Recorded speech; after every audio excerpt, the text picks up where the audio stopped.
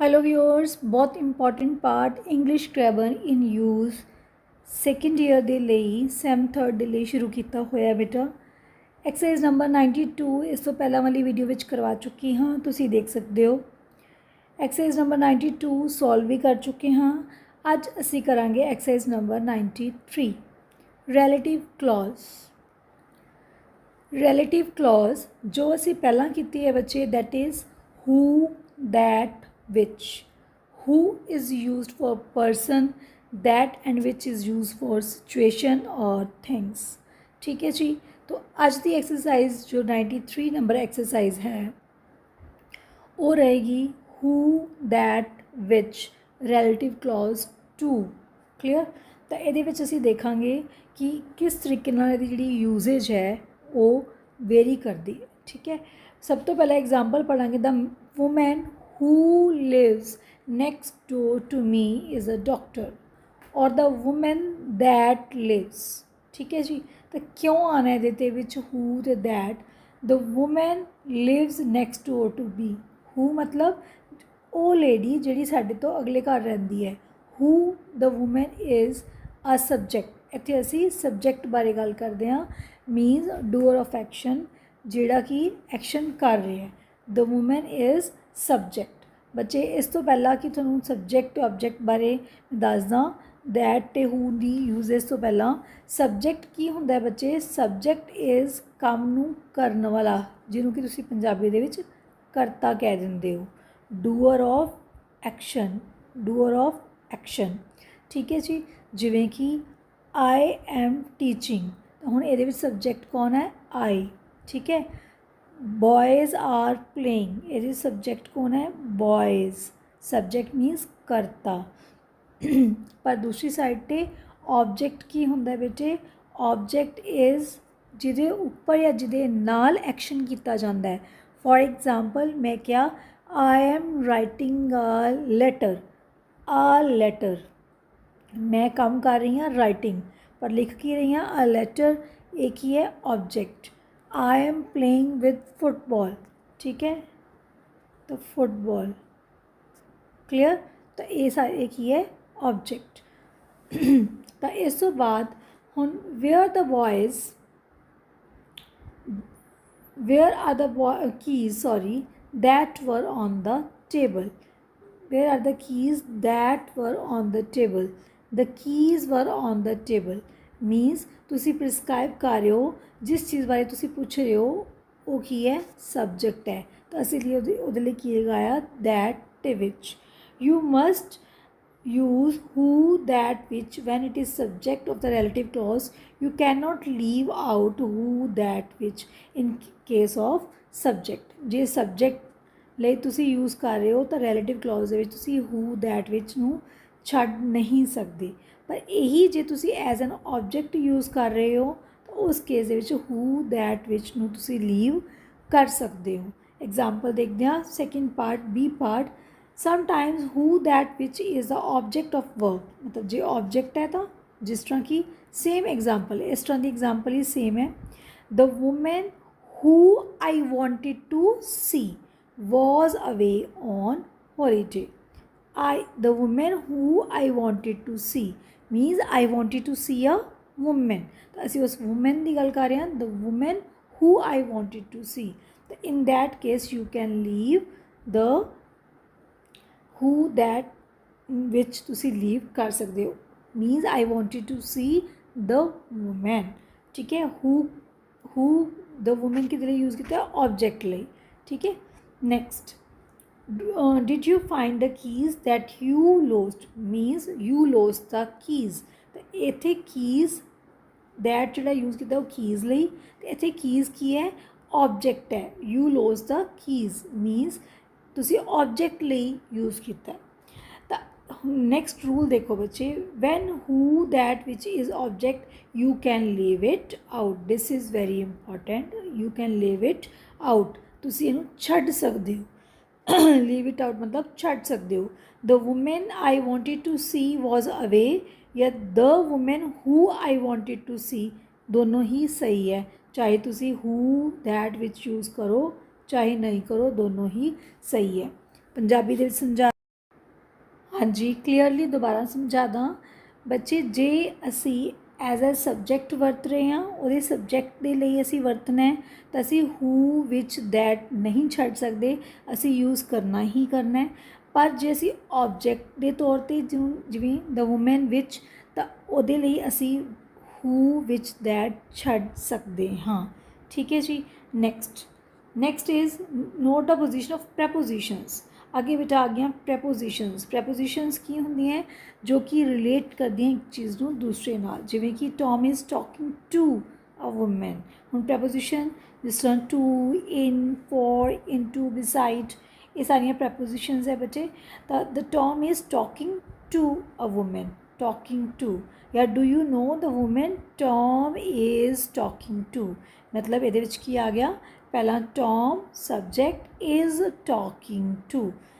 Clear next the bed I slept in wasn't comfortable या the bed that या on which I slept in wasn't comfortable दोनों ही सही है तो इस केस दे विच तुसी देखो are these the books you were looking for या are these the books that या which you were looking for दोनों ही इस केस दे विच सही है next note that we say the books you were looking for means असी कहेंगे the books you were looking for ये नहीं कहेंगे the books you were looking for them मतलब पिछली एक्सरसाइज विच भी सेम गल समझाई है बेटा असी प्रोनाउन नहीं लगाना जिथे असी रिलेटिव क्लॉज लगा दी हू विच दैट लगा दिता असी प्रोनाउन नहीं लगावांगे मीनस दैम नहीं लगाना क्लियर तो असी ये यूज़ नहीं करांगे next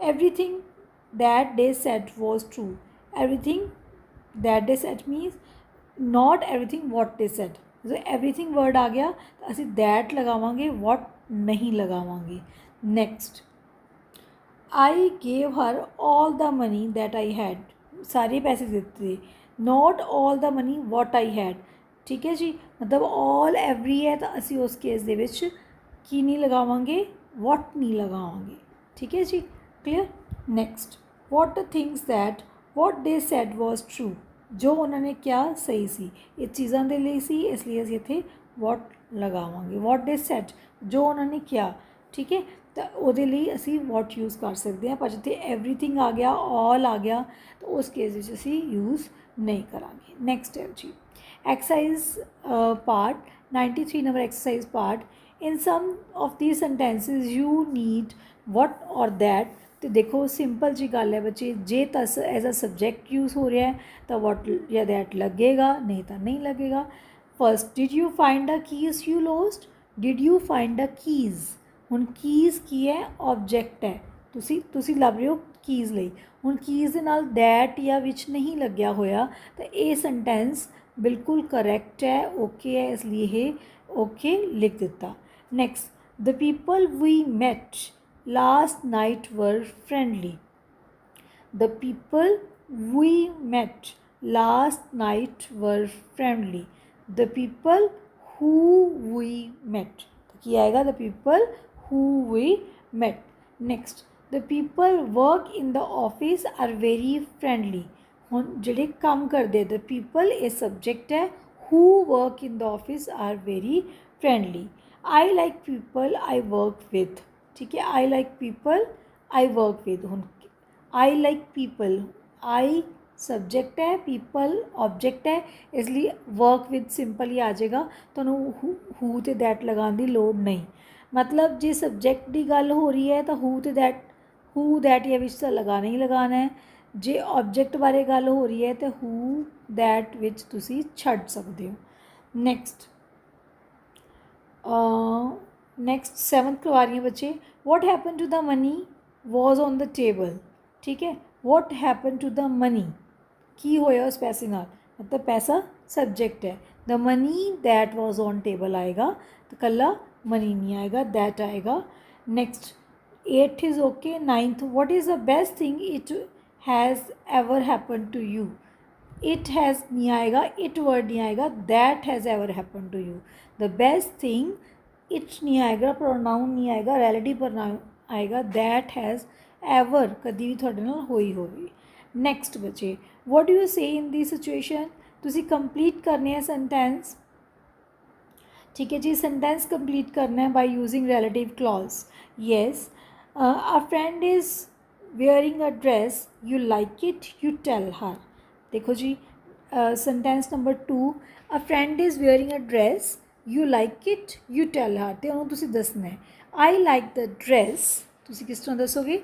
I like the dress, you like it है तो इतों बनाता यू तो की बन गया आई, यू तो की बन गया आई, तो आई तो की बन जाएगा यू, क्योंकि तुसी सेंटेंस बनाना है। I like the dress which you are wearing. देखो बेटा सेंटेंस देखना है, प्रेजेंट कॉन्टीन्यूस है तो प्रेजेंट कॉन्टीन्यूस ही तुसी लिखिया। अ friend is wearing a dress है तो जो यू आ गया यू दे नाल इज एम आर चो लगेगा तो आर लग गया। Next third sentence, our friend is going to the cinema, you want to know the name of the film. What's the name of the film? What? Which? The subject पहला, you are going to see. What's the name of the film which you are going to see? पीछे आएगा question mark. तो बेटा देखो ये बहुत छोटियाँ छोटियाँ चीज़ें हैं।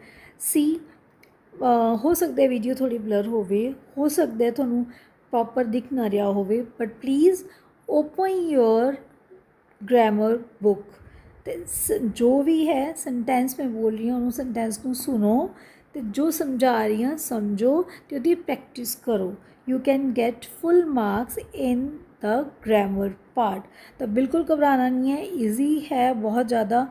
फर्स्ट 3-4 ही है जो सेम है, उस तो बाद सारियाँ डिफरेंट है तो बहुत बेसिक लेवल वाली हैं। तो सैकेंड ईयर की ग्रामर के विचों तो बच्चे देयर इज़ नो डाउट कि that you can get full marks. Just practice की लोड़ है, एक बारी मेरे नाल कर लो, एक बारी कल्ले बैठ के करनी है, दैन यू विल लर्न कि how to do it. Fine. Next, you wanted to visit a museum, 4 sentence है, but it was shut, you tell a friend. तुसी म्यूजियम जाना है पर बंद है तो अपने फ्रेंड को दसना है। द म्यूजियम, जेड़े म्यूजियम जाना सी, that we wanted to visit, तो उन्होंने दसना है, ठीक है। Was shut, was shut, it was shut नहीं लिखना। The museum that we wanted to visit was, इतने आएगा वॉज शट। क्लियर, कंप्लीट कर रहे हैं was shut. You invited people to your party, some of them couldn't come, you tell someone. Some of the people that we invited, जिन्होंने उसे invited किया सी, invite किया सी to the party, couldn't come. Clear? Next है 6, your friend had to do some work, you want to know if she has finished, you say, have you finished your work that you had to do. Clear? Next 7th बच्चे कर लेना है। अगे है बेटा 93.3, correct order च लिखना है, दिस इज़ वेरी इंपॉर्टेंट। जितने करेक्ट ऑर्डर च लिखने ना बच्चे एग्जाम पॉइंट ऑफ व्यू तो वो बहुत इंपॉर्टेंट है। तो next, we couldn't go to we invited to were the wedding, then correct order च लिखना है, we couldn't go to the wedding, we were invited to. Next, third, what is the name of the hostel about you told to go? ठीक है, एक किस तरह आएगा,